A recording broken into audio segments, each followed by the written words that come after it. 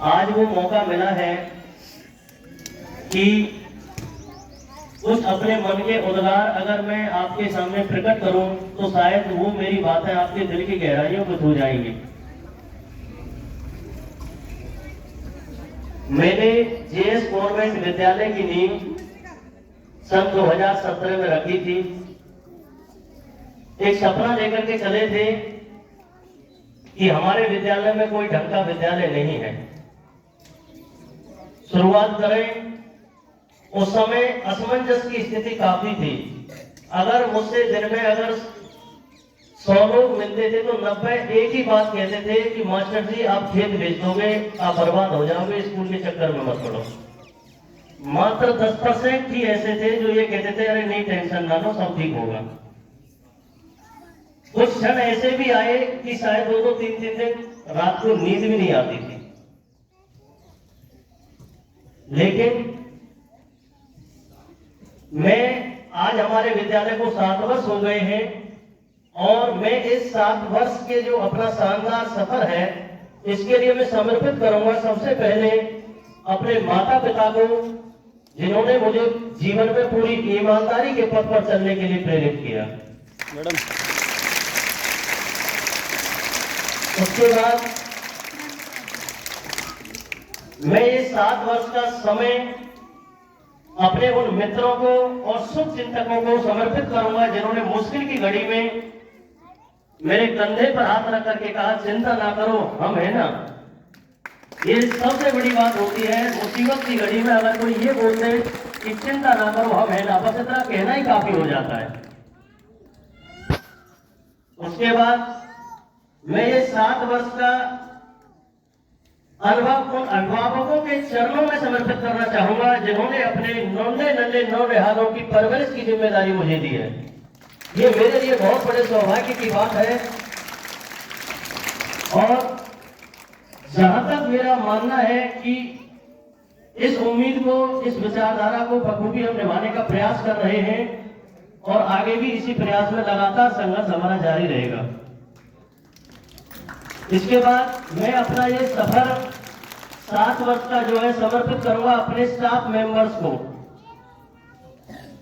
जिन्होंने संस्थान को नए रिकॉर्ड हासिल करने में, लगातार आगे बढ़ाने में कंधे से कंधा मिला करके मेरा सहयोग किया है। और हमारे मैनेजमेंट के कुछ टीचर्स तो ऐसे हैं जो रात को 10 बजे भी कहते हैं सर कल इस काम को ना कर लें। इससे लगता है कि कहीं ना कहीं उनमें संस्था के प्रति गहरा प्यार और अपनापन है। इसके लिए मैं ये 7 वर्ष का जो समय है उनके लिए बहुत ज्यादा समर्पण और उनकी भावना का कद्र करता हूं। और 7 वर्ष का जो ये मेरा समय है इसके लिए मैं समर्पण करूंगा अपने नन्हे नौनिहाल बेटे बेटियों का, क्योंकि इन बच्चों के लिए ही मैं दिन में जागते हुए सपने देखता हूं और कोशिश करता हूं कि आगे इनके लिए क्या बेहतर हो सकता है और इनके लिए क्या बेस्ट करना चाहिए। इसके लिए लगातार हम सोचते रहते हैं और उसमें बहुत कुछ हद तक हम उसमें इंप्लीमेंट भी करते हैं। आज 10वीं क्लास का जो रिजल्ट है उसने ये कर दिखाया है कि अगर विद्यालय में अनुशासन हो और सकारात्मक माहौल हो तो कमजोर से कमजोर बच्चा भी सफलता की कड़ियां हासिल कर लेता है, सीढ़ियां चढ़ जाता है।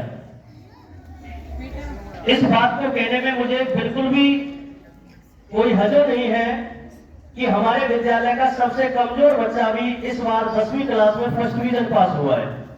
उससे नीचे तो कोई बच्चा है ही नहीं। सबसे बड़ी बात कि कोई भी बच्चा ना फेल है, ना कोई ग्रेस है, ना कोई कंपार्टमेंट है, नहीं कोई सेकंड डिवीजन है, नहीं थर्ड डिवीजन है।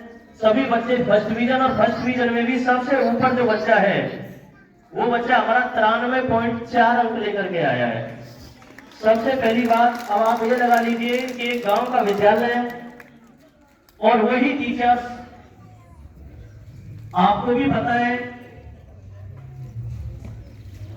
एक छोटी सी बात है, एक ही क्लास में 25 बच्चे पढ़ रहे हैं। अगर कोई बच्चा फेल हो जाए तो दोस्त मास्टर ने नहीं पढ़ाया, मास्टर खा गया। और उसी क्लास में अगर बच्चा 95% लाता है, अरे गुरुजी की मेहरबानी उसी वजह से आ गई। तो बुराई भलाई के पात्र बेटा आप लोगों के रिजल्ट के ऊपर डिपेंड करता है कि आप किस तरह से हमें सम्मान दिलाओगे। मेहनत तो टीचर्स उस 95% वाले के लिए भी कर रहा है, और जो बच्चा फेल होता है उसके लिए भी कर रहा है। आगे के प्रोग्राम के लिए मैं बुलाना चाहूंगा अपने चाचा रघुनाथ महाशय जी को कि वो आए और आकर के अपने विचार व्यक्त करें।